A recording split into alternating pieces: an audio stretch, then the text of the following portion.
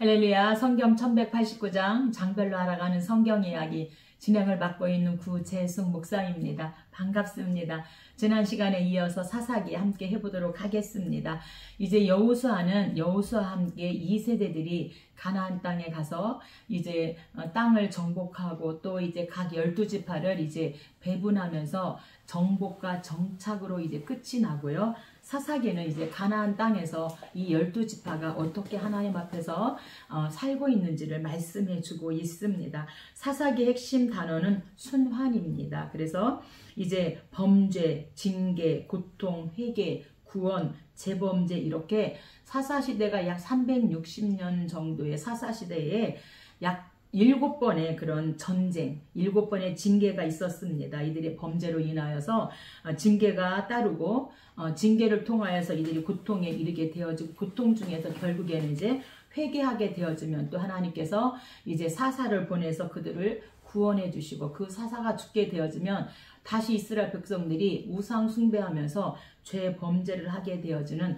이런 사사기는 순환입니다. 그래서 범죄, 징계, 고통, 회개, 구원, 재범죄로 이렇게 360년의 시간이 흐르게 되어집니다. 핵심 구절은 21장 25절입니다. 그때 이스라엘에 왕이 없으므로 사람이 각기 자기의 소견에 옳은 대로 행하였더라. 그때 이스라엘에 왕이 없으므로 각각 자기 소견에 옳은 대로 행하였다. 이렇게 말씀합니다. 핵심 장은 2장입니다. 2장은 영적 상황이 완전 우상 숭배입니다.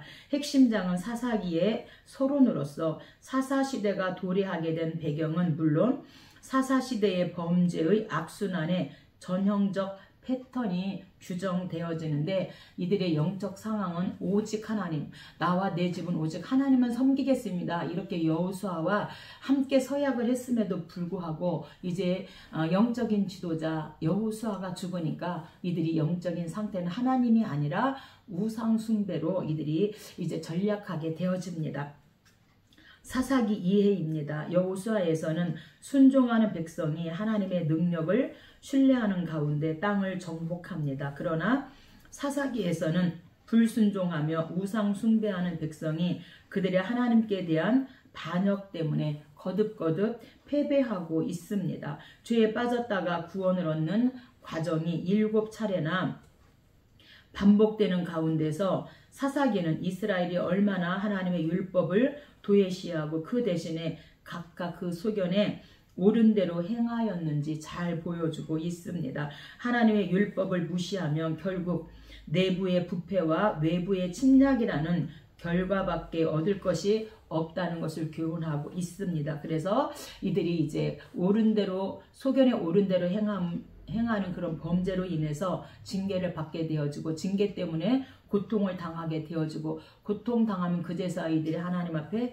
회개하고 사사를 통하여 하나님께서 구원하시는 이런 순환의 이제 그것을 우리가 볼 수가 있습니다.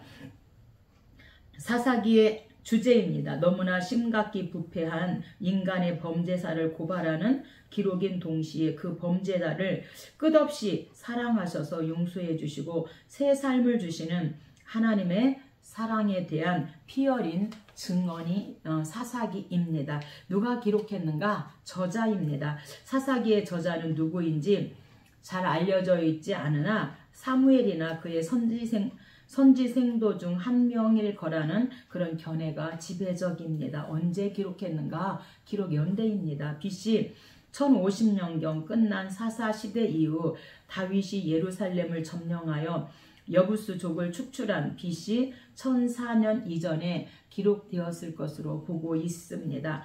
기록 목적입니다. 왜 사사기를 기록했는가? 사사기는 여호수아가 죽은 때로부터 이스라엘에 대한 블레셋 족속의 군사적 위협이 가중되던 때까지의 기간을 배경으로 삼고 있습니다. 그리고 이때의 특징은 한마디로 아직 백성을 다스리는 왕이 따로 없었으므로 백성들이 각각 자기 소견에 옳은 대로 행동하였다는 것입니다. 이런 사실과 관련하여 우리는 본서의 저자가 본서를 기록한 목적에 대하여 추정해 볼 수 있는데 다음과 같습니다. 첫째는 사사시대와 같은 혼란기에 일어난 이스라엘 백성의 정치적, 도덕적, 종교적 세태를 설명하기 위해서, 두 번째는 그 결과 이스라엘 공동체의 운명이 어떻게 되었는가를 증거함으로 후세들에게 교훈을 주기 위함입니다. 그리고 셋째는 비록 왕이 없던 시대라도 하나님께서는 사사들을 통하여 당신 백성을 다스리시고 구원하셨음을 증거하기 위해서 사사기를 기록하였습니다. 사사기에서 어떻게 예수 그리스도를 볼 수 있는가? 이 본서에 등장하는 사사들은 이스라엘의 정치적, 군사적 통치자였을 뿐 아니라 백성들을 신앙으로 교훈하는 영적 지도자들이었습니다. 이런 점에서 12명의 그 사사들의 재반 활동은 오늘날 영적 이스라엘 백성인 성도들의 왕이자 구속주이신 예수 그리스도의 사역을 예표하고 있습니다. 사사기는 우리가 그 1장에서 3장 6절까지는 이스라엘이 타락하게 된 그런 과정, 또 그로 인하여 심판받게 되므로 다시 회개하는 과정과 또한 사사들이 어떠한 목적으로 탄생하게 되었는가에 대해서 설명하고 있는 것이 1부이고요. 2부는 3장 7절에서 16장 31절까지 이스라엘 백성의 7번에 걸친 반역과 심판에 대해서, 그리고 반복되는 이들의 그 회개, 간구로 인하여 12명의 사사들의 활동을 구체적으로 기록하고 있습니다. 약 360년간 죄의 악순환의 과정을 보여주고 있다고 말할 수 있습니다.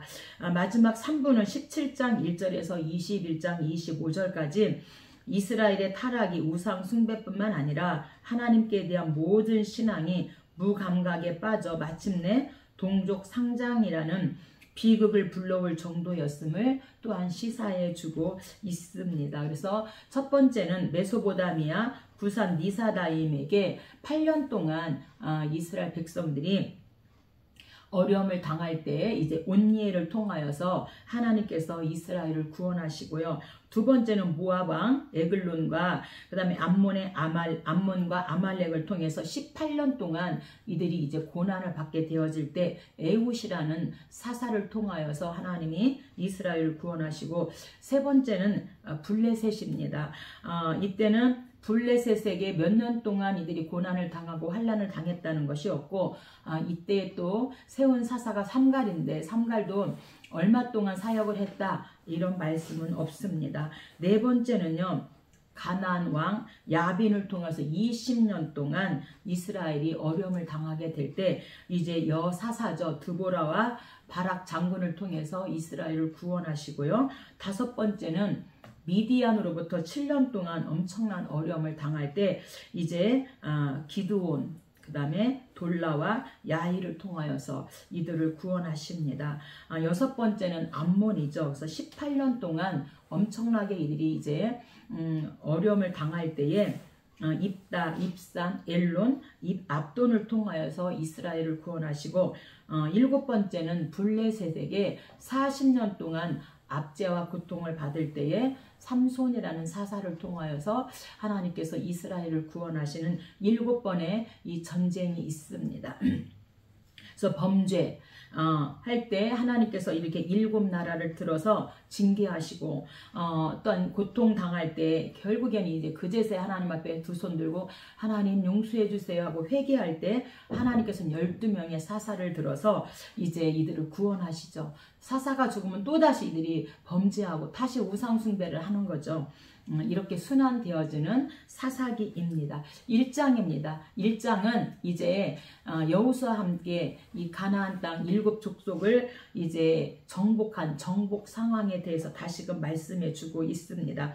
1장 1절에서 3장 6절은 본서의 서론에 해당하는 부분으로 특히 여호수아가 죽은 후 아직 미정복 상태로 남아있던 가나안 땅에 대한 정복 사실이 소개되고 있습니다. 그러나 이스라엘 백성은 가나안 족속을 철저히 진멸하라고 하신 하나님의 명령에 순종하지 못합니다. 이는 본서 전체를 통해서 반복되는 타락의 배경이 되어집니다. 우리가 모세와 함께 신명기는 반복해서 너희들이 이 세대들에게 가나안 땅에 가서 이렇게 살아라 이렇게 하나님께서 말씀하시고 반드시 13장에서 신명기 13장에서 우상을 진멸하라. 반드시 우상 숭배하면 아내라 할지라도 뭐 부모라 할지라도 우상 숭배자들을 진멸하라 말씀하시고 신명기 7장에서는 가나안 족속과 혼합하지 말아라.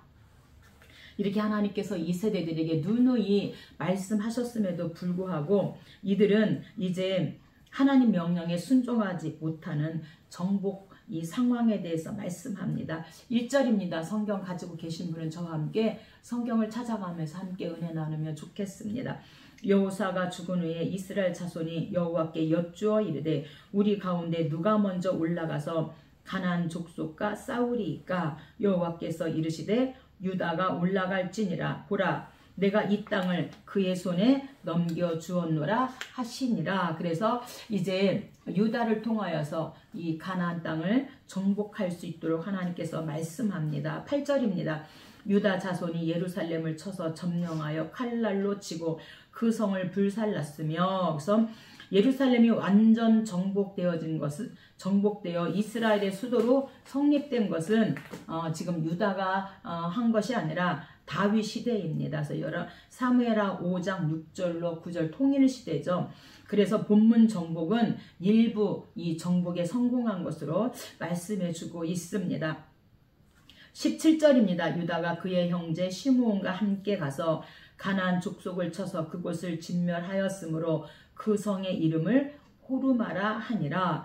이스라엘이 강성한 후에야 가나안 족속에게 노역을 시켰고 다 쫓아내지 아니하였더라. 그래서 이스라엘 하나님께서 이 세대들에게 가나안 땅에 들어가서 반드시 우상 숭배자들을 다 진멸하고 절대로 일곱 족속과 혼합해서는 안 된다. 이렇게 혼합 금지령을 내려주셨음에도 불구하고 이스라엘이 강성한 후에야 가나안 족속에게 노역을 시켰고 다 쫓아내지 아니하였더라. 이렇게 하나님 말씀에 불순종하게 되어집니다. 그래서 하나님 말씀에 불순종하고 얻은 유익은요, 무엇인가? 왜 또 이들이 불순종했는가? 노역을 시키는 유익 때문에. 가나안 사람들에게 노역을 시키니까 훨씬 더 편하잖아요. 그런데 하나님은 다 죽이라고 말씀하셨는데 죽이지 않고 노역을 시켰는데 그것은 그들에게 유익이 있었다는 것이죠. 그래서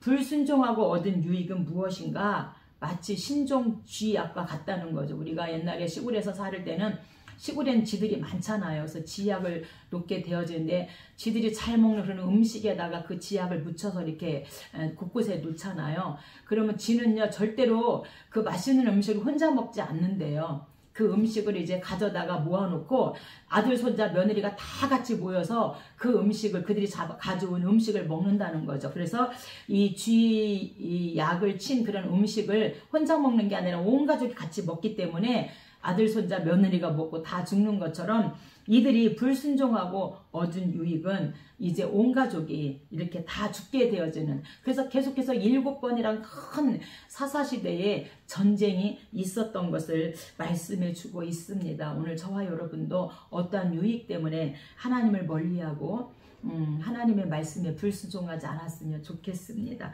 2장입니다. 이스라엘의 영적 상태는 어떠했는가를 말씀하고 있는데, 이스라엘의 여호수아가 죽은 후에 이스라엘의 영적 상황은 우상 숭배였다. 이렇게 말씀합니다. 사사시대 직전의 상황과 사사시대 전반에 걸쳐 나타난 이스라엘의 패역한 모습을 요약하고 있습니다. 하나님은 우상 숭배로 부패해진 가나안인들을 쫓아내라고 명령하셨습니다. 그러나 그들은 그 명령을 거부하고 가나안 종교를 받아들여 불행을 자초하며 찬존한 원주민들은 이스라엘 역사에 있어서 가시같은 그런 존재로 남게 되어집니다. 우리가 신명기 7장에서 혼합금지, 가나안 7족속과 절대로 혼합하지 말아라. 그 다음에 신명기 13장에서 우상숭배 진멸, 우상숭배하는 자들은 부모라 할지라도 자녀라 할지라도 진멸해라. 이렇게 공동체 생활을 통하여 진멸해야 될 것을 말씀하셨음에도 불구하고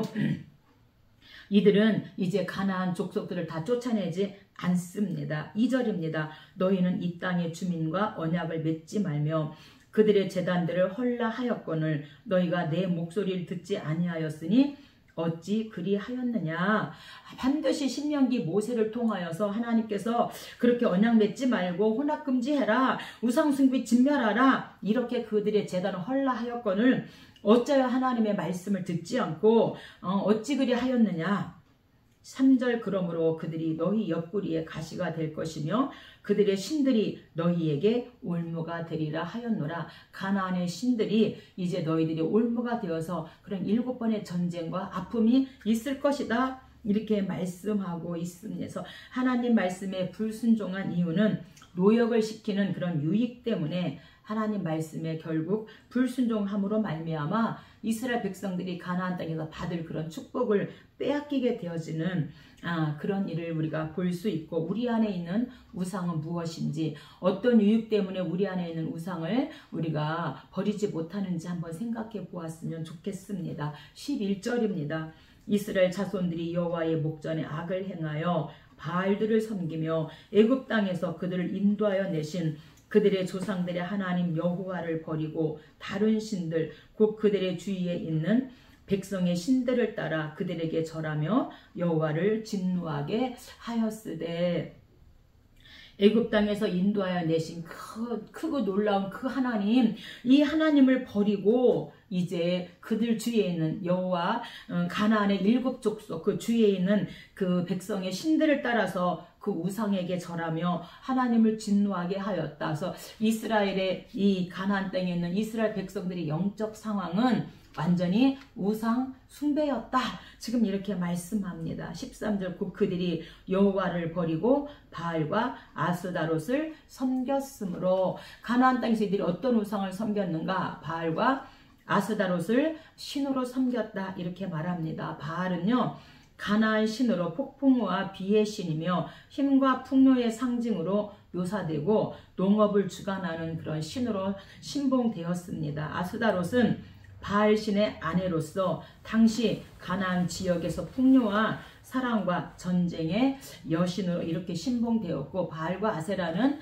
풍요의 신으로 이렇게 그래서 바알과 아세라가 우리에게 복을 준다, 이들이 이렇게 착각했다는 거죠. 하나님께서 신명기 8장에서 잊지 말라 하나님, 너희들이 가나안 땅에 들어가서 복받고 잘 되었을 때 절대로 하나님의 은혜를 잊어버리면 안 된다. 너희들이 잘 살게 되고 복을 받게 된 것은 하나님의 은혜이니 하나님의 은혜를 잊지 말아라, 이렇게 누누이 이 세대들에게 모세를 통하여 말씀하셨음에도 불구하고 이들이 하나님의 은혜를 잃어버리고 우리에게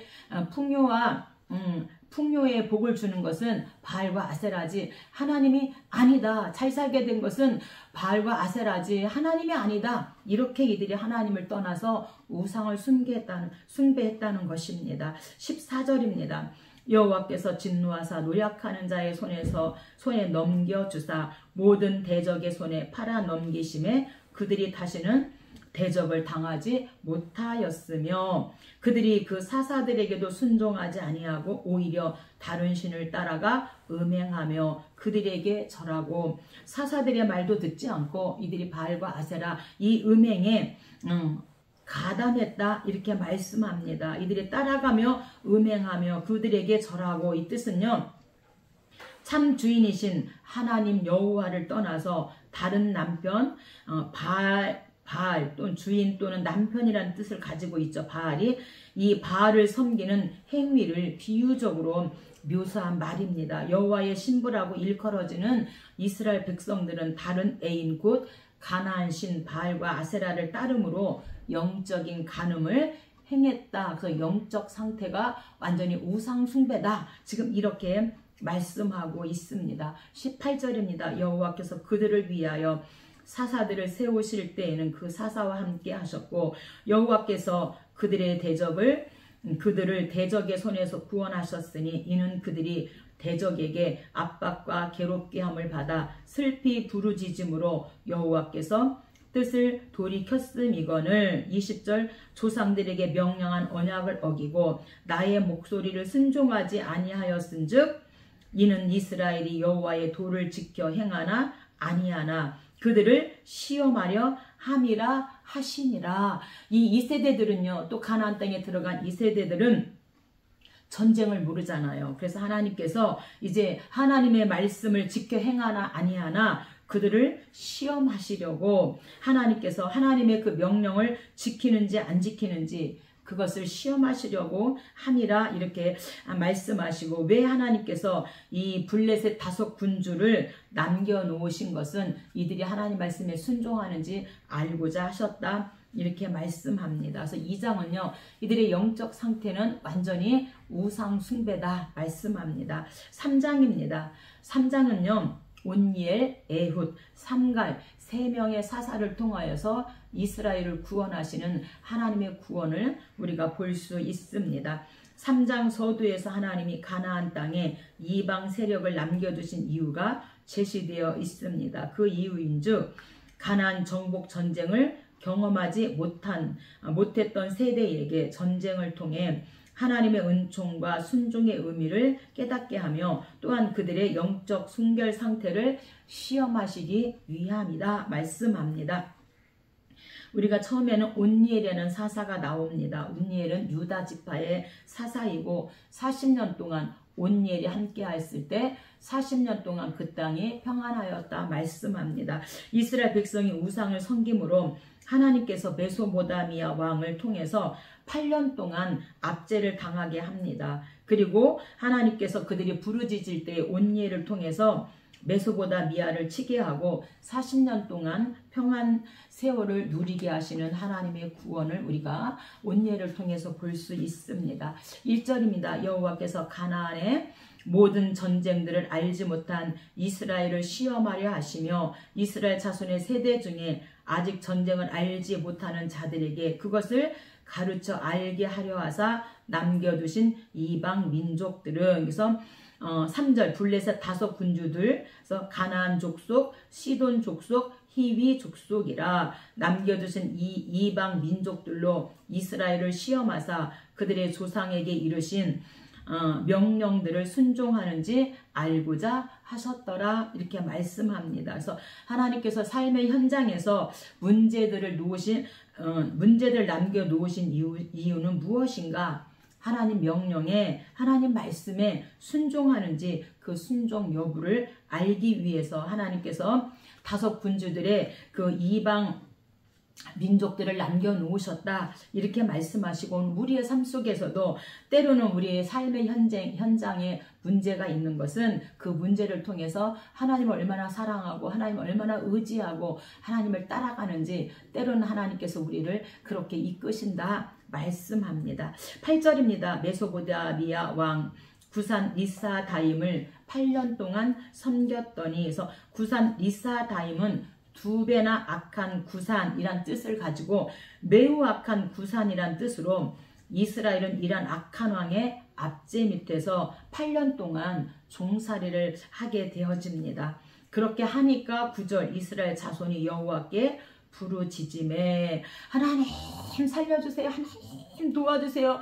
8년 동안 이들이 엄청난 악한 왕에게 이제 종살이라고 고난받으니까 그제서야 하나님 잘못했어요, 하나님 살려주세요 이렇게 여호와께 부르짖음에 한 구원자를 세워 그들을 구원하게 하시니 그는 곧 갈렙의 아우 그나스의 아들 온니엘이라. 여호와의 영이 그에게 임하였으므로 그가 이스라엘 사사가 되어 나가서 싸울 때에 온니엘의 손이 구산 리사다임을 이기니라. 그 땅이 평온한 지 40년에 온니엘이 죽었더라. 아멘. 그래서 하나님께서는 이제 한 구원자를 세우셨는데 그 사사가 첫 번째 온니엘입니다. 온니엘을 통하여서 이제 구산 리사다임을 이기고 온니엘과 함께 그 땅이 40년 동안 하나님 말씀대로 섬김으로 하나님을 사랑하고 하나님 섬김으로 그 땅이 40년 동안 평안하였다 이렇게 말씀합니다.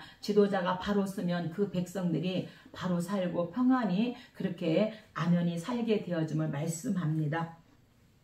이 온니엘에게 하나님의 영이 임하였다. 이것은 하나님으로부터 초자연적인 지혜와 능력을 받아 이스라엘의 원수를 물리치며 또 그 백성을 다스릴 수 있는 능력을 받았다 이런 뜻을 가지고 있습니다. 그래서 이 온니엘은 유다 지파를 40년 동안 하나님의 영과 함께 40년을 치리하게 되어지고요. 지도자에게 필수 조건은 하나님의 영이 충만해야 된다. 하나님의 영이 성령이 충만해야만 이 백성들이 이끌 수 있고, 또한 우리도 목회를 할 수 있고 부역장도 할 수 있고 주일학교 선생님도 할 수 있고, 우리가 주일을 할 때 성령이 충만할 때 이 모든 것을 은혜 가운데 할 수 있음을 말씀하고 있으니 우리가 더욱더 성령 충만, 은혜 충만, 말씀 충만한 은혜 가운데 거하였으면 좋겠습니다.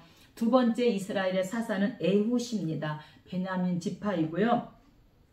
에훗이 80년 동안 이스라엘을 치리하게 되어집니다. 이스라엘 백성이 악한 신들을 섬김으로 하나님이 모압 사람에게 이스라엘을 압제하게 합니다. 그러나 하나님은 베냐민 지파 사람 에훗을 시켜서 이스라엘을 모압으로부터 구원하고 80년 동안 평정 세월을 누리게 하시는 그 하나님을 찬양합니다. 12절입니다. 이스라엘 자손이 또 여호와의 목전에 악을 행하니라.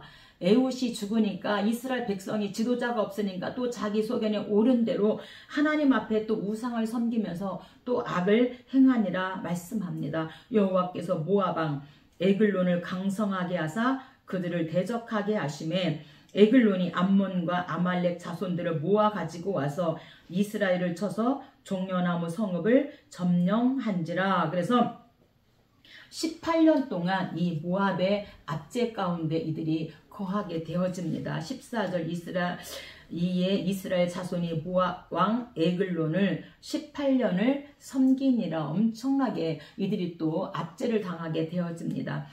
이스라엘 자손이 여호와께 부르짖음에 한 구원자를 세우셨으니 베냐민 사람 게라의 아들 왼손잡이 에훗이라. 18년 동안 압제를 당하니까 어떻게 18년 동안 그렇게 압제를 당하면서도 하나님을 찾지 않고 우상숭배했을까요? 이들이 견디다 못해 이제 하나님 또 살려주세요. 막 하나님께 이제 부르짖으니까 아브라함의 하나님, 이삭의 하나님, 야곱의 하나님과 하나님께서 그들과 약속하신 언약이 있잖아요. 그 언약을 이루시기 위해서 하나님께서 또한 한 구원자를 세우시게 되어집니다. 21절입니다. 에훗이 왼손을 뻗쳐 그의 오른손 허벅지 위에서 칼을 빼어 왕의 몸을 찌르매 왕이 땅에 엎드려져 죽었더라. 그때에 모압 사람 약 10,000명을 죽였으니 모두 장사요 모두 용사라. 한 사람도 도망하지 못하였더라. 그날에 모압이 이스라엘 수하에 굴복함에 그 땅이 80년 동안 평온하였더라. 아멘. 그래서 사사시대 360년 동안 12명의 사사가 있었는데 사사시대 중에서 가장 이 에훗 사사 때에 긴 평화를 누리게 되어지고요. 지도자 잘 만나면 80년 동안 평안하게 그렇게 살 수 있고 하나님을 섬기며 살 수 있음을 말씀해 주고 있습니다. 세 번째 사사는 삼갈입니다. 삼갈은요, 이제 블레셋의 압제로부터 이제 사사로 쓰임받게 되어지는데, 몇 년 동안 블레셋에게 압제를 당했다. 또 삼갈은 몇 년 동안 사사로서 사역을 했다라는 말씀이 없습니다. 다만, 소문은 막대기 하나로 이스라엘을 구원했고, 우리는 하나님 말씀 지팡이 66개로 지역과 나라와 세계를 복음화해야 됨을 또한 우리에게 말씀해 주고 있습니다. 31절입니다. 에후에는 아낫의 아들 삼갈이 있어 소문은 막대기로 블레셋 사람 600명을 죽였고 그도 이스라엘을 구원하였더라. 아멘. 그래서 소문은 막대기는 나무 끝에 날카로운 그 새를 붙인 것으로 외양간 청소할 때, 그래서 청소와 밭갈이 할 때 사용했던 것이 바로 소문은 막대기인데 그 소문은 막대기로 블레셋 사람 600명을 죽이고 이스라엘 나라를 구원하고 이스라엘의 사사로 그가 사역을 하게 되어집니다. 네 번째는요, 드보라입니다. 그래서 드보라와 바락을 통해서 이제 가나안 왕 야빈 20년 동안 압제를 당하고 이제 드보라를 통하여서 하나님께서 이스라엘을 구원하시는 구원의 역사를 볼 수가 있습니다. 드보라는 여선지로서 가나안의 압제 아래 있는 백성을 바락의 도움을 얻어 구원합니다. 그 후 이스라엘은 이 드보라 바락과 함께 40년 동안 평안한 세월을 누리게 되어짐을 말씀하고요. 하솔에 거하며 이스라엘을 괴롭혔던 이 가나안 왕 야빈을 진멸하는 과정을 소개하고 있습니다. 여기서 주목할 만한 사항이 두 가지가 있는데, 첫 번째는 여자들의 활약이 돋보인다는 점이고, 두 번째는 바락이 자신의 힘만을 믿지 않고 의지하지 않고 하나님이 세우신 여사사 드보라와 함께 나아가려고 했다는 점이 정말 좋은 주목할 만한 점이다, 이렇게 말씀하시고, 이러한 것은 바로 믿음이 승리할 수 있는 그런 믿음의 그 승리의 원인이 되었다, 이렇게 말씀하고 있습니다. 1절입니다. 에훗이 죽으니 이스라엘 자손이 또 여호와의 목전에 악을 행하매 여호와께서 하솔에서 통치하는 가나안 왕 야빈의 손에 파셨으니, 그래서 하솔 야빈의 왕조의 도성으로 가나안에서 가장 강력하고 중요한 요새가 바로 하솔이었고요. 그래서 가나안 왕 야빈의 손에 하나님께서 파심으로 말미암아 20년 동안 이렇게 이제 압제 가운데 이들이 살게 되어집니다. 4절, 그때에 랍비롯의 아내 여선지자 드보라가 이스라엘의 사사가 되었는데, 그래서 이 드보라는요 꿀벌이라는 뜻을 가지고 있고요. 드보라는 여선지자라 일컬어지는 여자 사사입니다. 그래서 구약에서 여자 사사가 5명이 나옵니다. 드보라가 나오고 그 다음에 미리암이 나옵니다. 출애굽기 15장 20절에 미리암, 모세의 누이인데 미리암도 선지자 중에 하나다 말씀합니다. 그 다음에 열왕기하 22장에 보면 훌다가 나오는데 요시야 왕 때 이 훌다가 사역을 하게 되어지고요. 노야다, 느헤미야 6장 14절에 노야다가 나오는데 거여 선지자입니다. 그래서 느헤미야를 이제 어려움에 처하게 빠뜨리는 바로 이 선지자가 노야다이고요. 누가복음 2장에 보면 84년 동안 아기 예수님을 맞이하기 위해서 성전을 떠나지 않고 기도하는 안나가 나옵니다. 6절입니다. 드보라가 사람을 보내어 아비노암의 아들 바락을 불러다가 너는 납달리 자손과 스불론 자손 10,000명을 거느리고 다볼산으로 가라. 그래서 이 바락은요 장군이죠. 그래서 바락의 이름의 뜻은 천둥 번개라는 뜻을 가진 이 바락의 이름은 그가 여호와의 번쩍이는 칼이 되기 위해 부르심을 받았다라는 뜻을 암시하는 이름이 바락이라는 뜻을 가지고 있습니다. 7절입니다. 내가 야빈의 군대장관 시스라와 그의 병거들과 그의 무리를 내 손에 넘겨주리라. 드보라가 처음에는 바락에게 내가 너에게 넘겨줄 테니 너가 앞서서 행해라, 이렇게 바락에게 이 영광을 넘겨주려고 합니다. 8절, 바락이 그에게 이르되 드보라에게 이르되 당신이 나와 함께 가지 아니하면 나도 가지 아니하겠노라 하니, 그래서 이 바락 장군은요 힘이 세지만 힘센 장군보다 영적 장군인 드보라가 더 강하다는 것을 말씀하고요. 오늘 저와 여러분은 말씀과 기도에 이렇게 전문가가 되었으면 좋겠습니다. 9절입니다. 이르되 반드시 너와 함께 가리라. 바락이 나 혼자 가지 않을 거야. 나는 반드시 드보라 너와 함께 갈 거야. 그러나 내가 이번에 가는 길에서는 영광을 얻지 못하리니 이는 여호와께서 시스라를 여인의 손에 파실 것임이니라 하고 드보라가 일어나 바락과 함께 게데스로 가니라. 시스라가 기절하여 죽으니라. 그래서 처음에는 이 드보라가 바락에게 네가 앞서 가 이렇게 했는데 아니야. 바락이 그에게 이르되 당신이 함께 가자는 나는 가지 않겠습니다. 그래서 그러면 좋다. 내가 너 반드시 가리라. 그렇지만 이번에는 하나님께서 내가 이번에 가는 길에서 영광을 얻지 못하리니 바락이 네가 앞장서지 못하기 때문에 반드시 시스랄 여인의 손에 드보라에게 하나님께서 파셔서 드보라를 통해서 승리하게 하실 것이다, 이렇게 말씀하고 있습니다. 그래서 승리하게 되어지고 5장은요 이제 드보라와 바락이 하나님 승리하게 하신 하나님을 찬양하는 노래입니다. 이 시는 적을 물리친 영광스러운 승리를 기념하여 부른 노래로 1절에서 11절은 승리의 비결이 어디에 있었는지를 밝히는 믿음의 노래이고 12절 이하는 승리를 축하하는 노래로서 전투에 적극적으로 참여한 자들과 함께 축복과 기쁨을 나누지만 그렇지 못한 자들에게는 신랄한 책망을 선포하고 있는 5장입니다. 1절입니다. 이날에 드보라와 바락이 노래하여 이르되 그때 남은 귀인과 백성이 내려왔고 여호와께서 나를 위하여 용사를 치시려고 내려오셨도다. 그래서 삶의 현장에서, 전쟁의 현장에서 하나님께서 내려오심으로 우리가 승리할 수 있었습니다. 하나님 감사합니다. 이렇게 여호와께서 나를 위하여 용사를 치시려고 내려오셨습니다. 감사합니다. 그 하나님을 시로 찬양하고 있습니다. 31절입니다. 여호와여 주의 원수들은 다 이와 같이 망하게 하시고 주를 사랑하는 자들은 해가 힘있게 도듬갑게 하옵소서.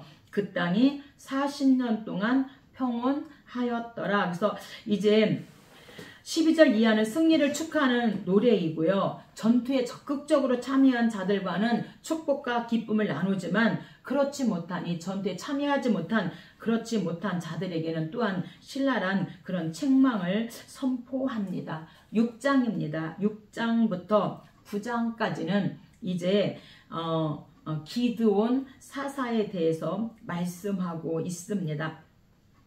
6장에서 9장에 걸쳐 기드온의 행적을 소개하고 있습니다. 기드온이 이스라엘의 사사로 부름받은 과정과 미디안의 전투를 준비하는 과정을 상세히 말씀하고 있습니다. 하나님은 이스라엘을 미디안의 압제로부터 해방시키기 전에 먼저 우상숭배를 우상숭배 타파를 명령하십니다. 이는 이스라엘에게 닥친 고난과 환란의 원인이 우상숭배임을 이제 분명하게 주지시켜주기 위함입니다.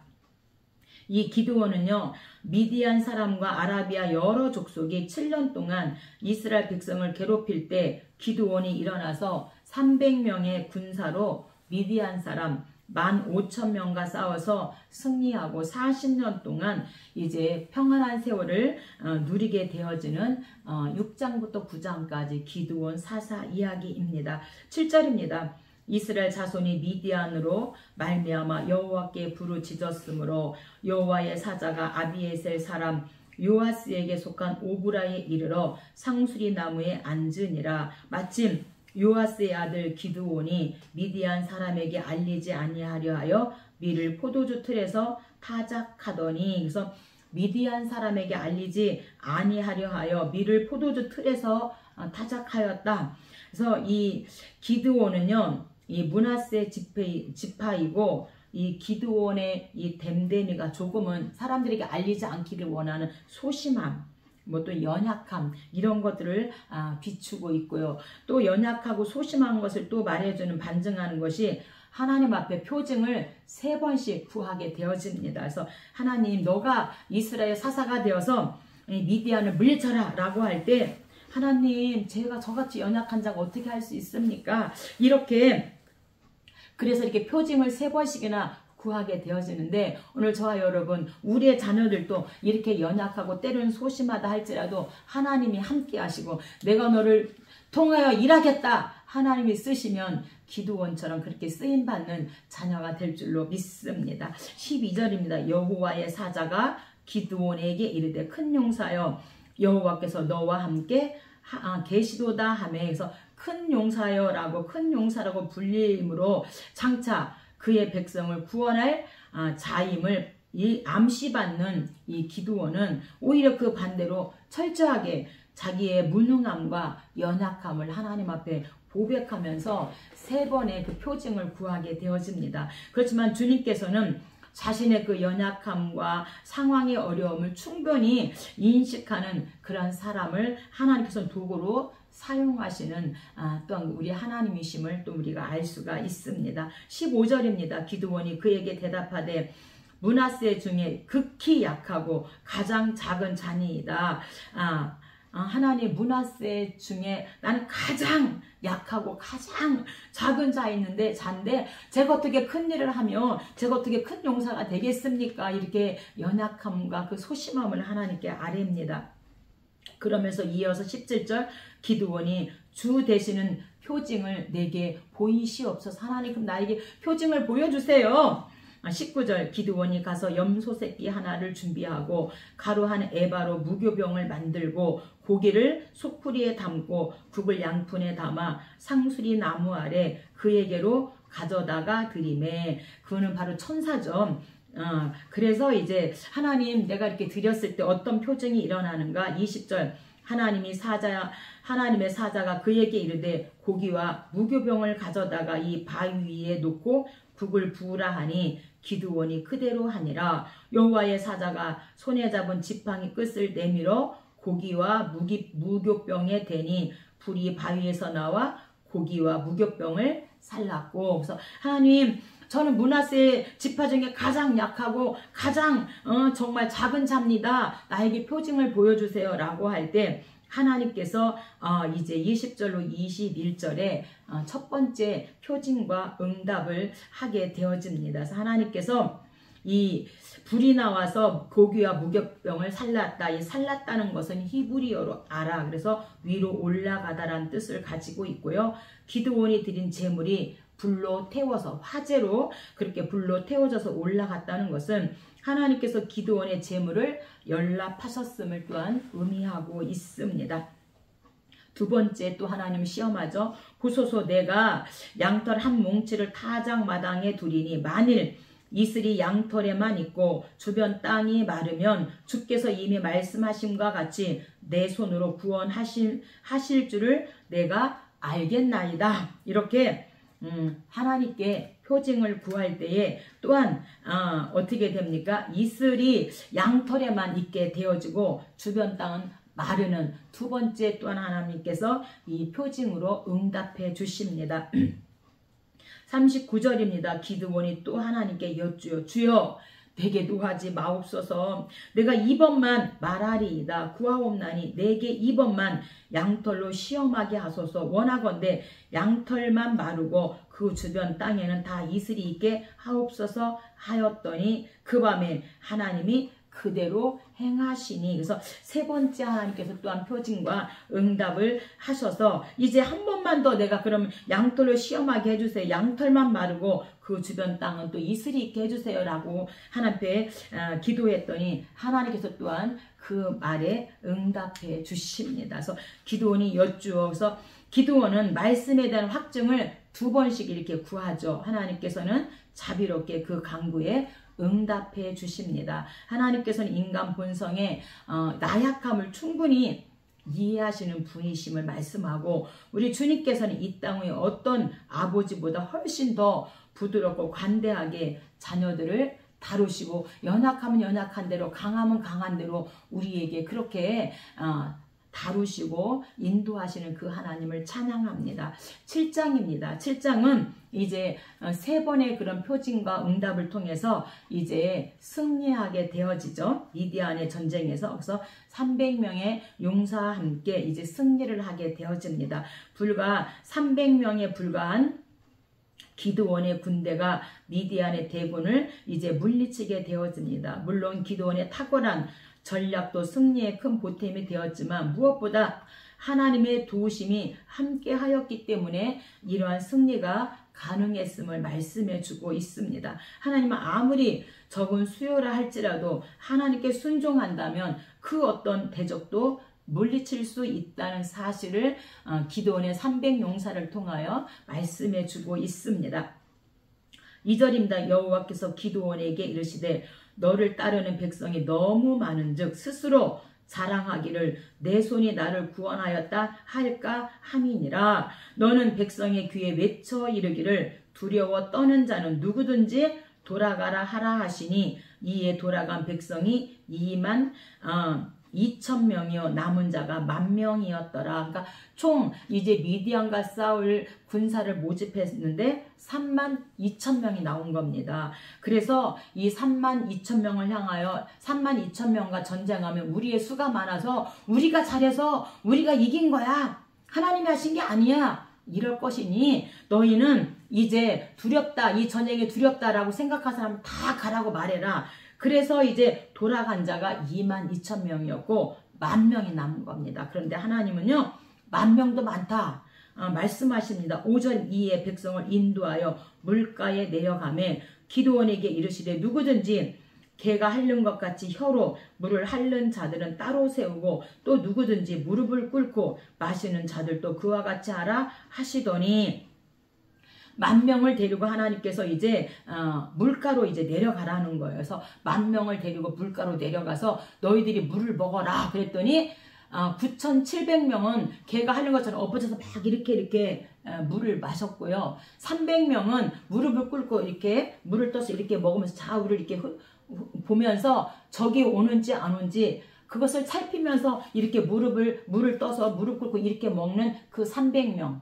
그리고 9,700명은 엎어져서 이렇게 먹으니까 적이 오면 뒤에서 보지 못하잖아요. 그래서 하나님께서 말씀하시는 겁니다. 7절 여호와께서 기드온에게 이르시되 내가 이 물을 핥아먹는 이 300명으로 이렇게 300명으로 너희를 구원하며 미디안을 내 손에 넘겨주리니 남은 백성은 각각 자기의 처소로 돌아갈 것이니라 하시니 그래서 이 정신무장이 확고한 이 300명과 내가 전쟁을 하겠다. 9,700명 적이 올지 안 올지 보지 못하는 엎어져서 이렇게 물을 막 이렇게 핥아먹는 이 사람들을 보내라. 그리고 무릎 꿇고 이렇게 좌우를 살피면서 먹는 정신무장이 확고한 이 300명과 함께 전쟁을 하겠다. 그래서 이 정신무장이 확고한 300명 적의 공격에 만반의 준비를 갖춘 이 300명과 함께 내가 전쟁을 하겠다. 하나님께서 말씀하십니다. 20절입니다. 세대가 나팔을 불며 항아리를 부수고 왼손에 횃불을 들고 여호와와 기드온의 칼이다 하고 각기 제 자리에 서서 그 진영을 에워싸매 그 온 진영의 군사들이 뛰고 부르짖으며 도망하였는데 300명의 나팔을 불 때에 여호와께서 그 온 진영에서 친구끼리 칼로 치게 하심으로 적군이 도망하여 그래서 미디안 그 군인끼리 300명의 군사 정신무장이 확고한 300명의 군사들이 막 나팔을 불 때에 그 미디안 그 진영에서 자기들끼리 막 서로 칼로 치게 하면서 도망가게 함으로 말미암아 그 전쟁에서 이기게 하셨다. 할렐루야 이렇게 말합니다. 우리 하나님께서 치게 하셨다라는 것은 미디안 진영에 두려움과 혼란을 일으켜 서로 죽이고 도망쳐 버리게 하신 분은 여호와 하나님이시다. 그래서 이스라엘 승리의 배후에는 하나님이 계셨다. 이스라엘 백성들은 이미 패배한 적군들을 이제 쫓아가기만 하면 되는 거죠. 승리는 그리스도 안에서 그의 백성에게 자비를 베푸시는 하나님의 도우심으로 이제 승리하게 되어지는 것을 이 미디안과 전쟁하는 300명의 용사를 통해서 하나님이 기드온과 함께 영광을 받으십니다. 오늘 여기까지 하고 다음 시간에 함께 하도록 하겠습니다. 감사합니다.